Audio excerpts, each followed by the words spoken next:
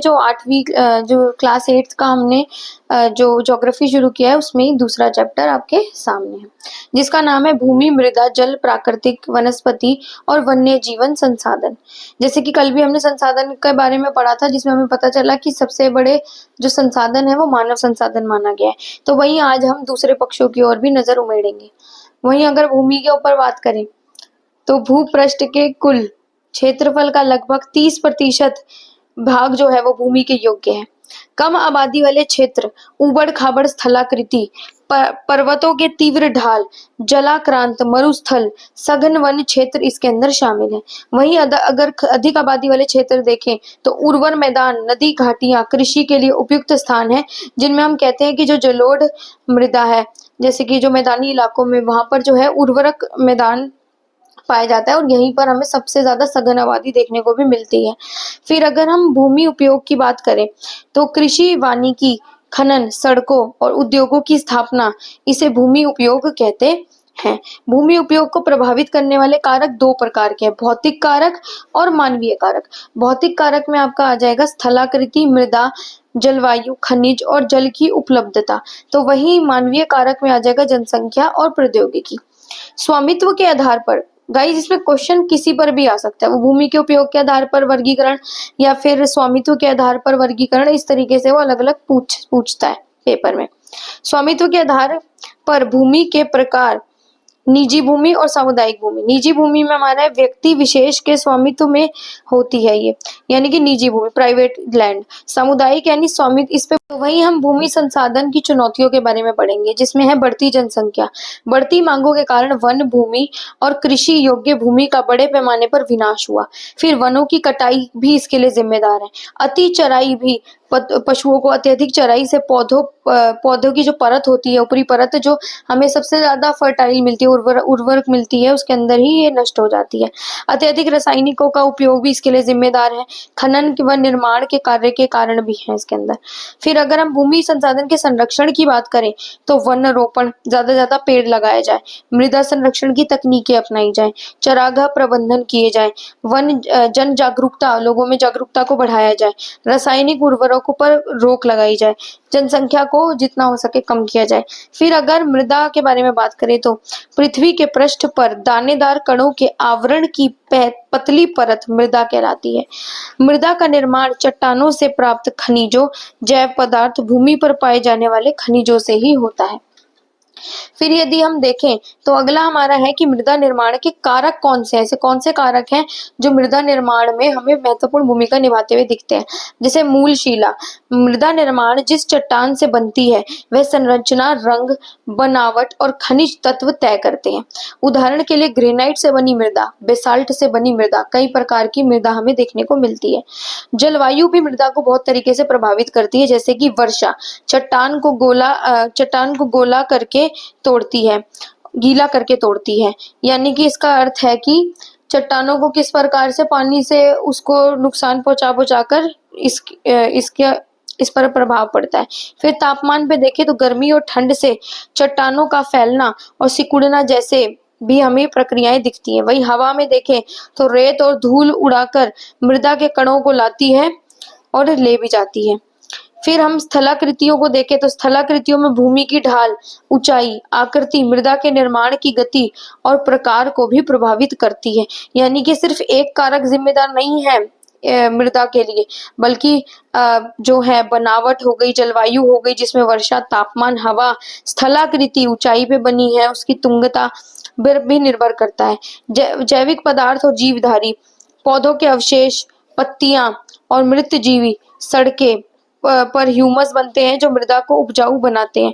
इसके अंदर हम एक चीज और ऐड कर सकते हैं जो कि मृदा को प्रभावित करते हैं, जैसे कि वहां का समय, यानी कि समय भी पता चलता है कि किस समय क्या माहौल है और क्या क्लाइमेट की पूरी व्यवस्था है, जिससे कि वहां पर मृदा पर, वहां की स्पेशल मृदा पर जो है प्रभाव पड़ता है। फिर मृदा का निम्नीकरण पे अगर बात करें तो वह प्रक्रिया जिसमें मिट्टी की उर्वरता और गुणवत्ता घट जाती है उसे मृदा का निम्नीकरण कहते हैं, यानी कि ऐसी अवस्था जिसके अंदर मिट्टी की जो उर्वरता है उसमें गिरावट आई।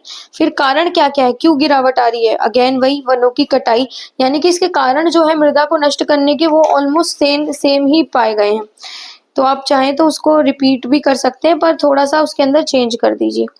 फिर अगर देखें तो बांधने वाली शक्ति कम हो जाती है। अति चराई, पशुओं द्वारा बार बार अत्यधिक चराई से भूमि और पौधे खत्म हो जाते हैं। अत्यधिक रसायनों का प्रयोग, इतने ज्यादा रासायनिक कीटनाशकों का उपयोग किया जा रहा है जिससे कि मृदा पर बुरा असर पड़ता है। फिर अगर देखें तो खनन और निर्माण कार्य, खनन, सड़कें, बांध, भवन निर्माण से मिट्टी की सतह भी नष्ट हो जाती है। संरक्षण के उपाय क्या है? अभी तक तो हमने नुकसान पढ़ते हुए आए कि नुकसान क्या है, लेकिन अब हम पढ़ेंगे कि संरक्षण क्या है। तो मल्च बनाना, यानी कि पौधों के बीच अनावृत भूमि जैव पदार्थ जैसे प्रवाल से ढक दी जाती है, इससे मृदा की आर्द्रता रुकी रहती है। फिर है वेदिका फार्म, जैसे चौड़े समतल सोपान अथवा वेदिका तीव्र ढालों पर बनाए जाते हैं ताकि सपाट सतह फसलों उगाने के लिए उपलब्ध हो पाए। फिर वहीं देखें तो समोच्च रेखीय जुताई, एक पहाड़ी ढाल पर समोच्च रेखाओं के समानांतर जुताई ढाल से नीचे बहते जल के लिए एक प्राकृतिक अवरोध का निर्माण करती है जिससे मृदा की जो उर्वरता है वो बनी रहती है। फिर अगर देखें तो चट्टान बांध, ये जल के प्रवाह को कम करने के लिए बनाए जाते हैं। ये नालियों की रक्षा करते हैं और मृदा की क्षति को भी रोकते हैं। फिर यदि देखा जाए तो बीज की फसल उगाना, यानी कि वर्षा दोहन से मृदा को सुरक्षित रखने के लिए अलग अलग समय पर भिन्न भिन्न फसलें एकांतर कतारों में उगाई जाती है। कोई भी फसल एक बार नहीं, बल्कि एक बार जैसे आपने एक फसल उगा ली फिर दूसरी फसल उगा ली, जिससे कि मृदा की उर्वरता बनाई रखी जा सके या फिर कम से कम नुकसान पहुंचे। जल देखें तो जल एक महत्वपूर्ण नवीकरणीय प्राकृतिक संसाधन है। पृथ्वी की सतह का लगभग 75% भाग ही जल है। इसमें से 2.7% अलवण जल है। इसमें से केवल 1% ही मानव योग्य है, यानी कि पीने का पानी है। फिर अगर जल चक्र देखें तो वह सतत प्रक्रिया है जिसमें पृथ्वी पर मौजूद पानी वाष्पीकृत होकर वायुमंडल में जाता है, बादलों का निर्माण करता है और फिर वर्षा के रूप में वापस पृथ्वी पर आता है। ये चक्र पानी को पृथ्वी के वायुमंडल सतह और भूमिगत सतह पर निरंतर घुमाता रहता है। जल का महत्व क्या है? पीने और खाने पकाने के लिए, कृषि पशुपालन के लिए, उद्योग के लिए, ऊर्जा उत्पादन, परिवहन, पर्यटन और पर्यावरण संतुलन को बनाए रखने के लिए भी जल बहुत महत्वपूर्ण है। जल संकट के कारण क्या है? अगेन वही अत्यधिक दोहन किया जा रहा है, प्रदूषण, बढ़ता प्रदूषण इसका कारण है। वर्षा की कमी, नदियों तालाबों का जो सूखा पड़ रहा है, कहीं पर तो एक्सेसिव वर्षा हो रही है तो कहीं पर देखा जा रहा है कि बिल्कुल सूखा पड़ रहा है। फिर जल संसाधनों का संरक्षण किस बार किया जाए? जब रिसाव को कम करने के लिए खेतों को सिंचित करने वाली नहरों को ठीक से पक्का करना चाहिए। रिसाव और वाष्पीकरण से होने वाली जल क्षति को रोकने के लिए स्प्रिंकलर जो है, पानी की जो सिंचाई है उसके अंदर स्प्रिंकलरों का उपयोग करना उचित है। फिर वाष्पीकरण के अधिक दर वाले शुष्क प्रदेशों में सिंचाई की ड्रिप और टपकन विधि का प्रयोग किया जाए। अगर आपने इन नामों को यूज नहीं किया तो फिर नंबर में कटौती होती है। तो जैसे नाम है टपकन विधि, ड्रिप विधि, स्प्रिंकलर, तो इन सब का जरूर मेंशन करना है। नाइट्रेट धातुएं और पीड़कनाशी का कम से कम उपयोग किया जाए। फिर वर्षा जल संग्रहण करना। फिर उसके बाद यदि देखा जाए तो प्राकृतिक वनस्पति और वन्य जीवन। प्राकृतिक वनस्पति और वन्य जीवन केवल स्थल मंडल, जल मंडल और वायुमंडल के बीच एक संकरे क्षेत्र में ही पाए जाते हैं, जिसे हम जैव मंडल कहते हैं। पारितंत्र क्या होता है? जैव मंडल में जीवित जातियां जीवित रहने के लिए एक दूसरे से परस्पर संबंधित और निर्भर रहती है। इस जीवन आधारित तंत्र को पारितंत्र कहते हैं। प्राकृतिक वनस्पति का वितरण क्या क्या है? विश्व को वनस्पति के मुख्य प्रकारों को 4 वर्गों में वर्गीकृत किया जाता है: वन, घास, गुल्म और टुंड्रा। और फिर यदि देखा जाए तो वन के बारे में, तो पर्याप्त वर्षा और उपजाऊ मिट्टी वाले क्षेत्रों में घने जंगल पाए जाते हैं। इसके प्रकार उष्णकटिबंधीय वर्षावन, पर्णपाती वन, शंकुधारी वन, अन्य बहुत से वन तरीके के पाए जाते हैं। घास के मैदानों में मध्यम वर्षा जहाँ पेड़ कम और घास अधिक होती है। उदाहरण के लिए प्रेरी घास के मैदान, स्टेपी घास के मैदान और वेल्ड घास के मैदान। फिर अगर गुल्म देखें तो कम वर्षा, शुष्क जलवायु वाले क्षेत्र होते हैं। इसमें कांटेदार झाड़ियां ज्यादा देखने को मिलती है, कैक्टस और बबूल। टुंड्रा वनस्पति में देखें तो ठंडे बर्फीले क्षेत्रों में काई और लाइकेन जैसी वनस्पतियों का मिलना यहाँ पर होता है। फिर अगर देखें तो प्राकृतिक वनस्पति और वन्य जीवन को होने वाले खतरे क्या क्या हैं उसके बारे में पढ़ेंगे कि वनों की कटाई, खेती, सड़क, उद्योग, शहरों का विस्तारित अंधाधुंध कटाई की वजह से ही हम सबसे ज्यादा नुकसान देख रहे हैं। शिकार और अवैध व्यापार, उनकी खाल, सींग, उनकी तस्करी कर करके जो है जानवरों की तस्करी कर करके उसको नुकसान पहुंचाया जा रहा है।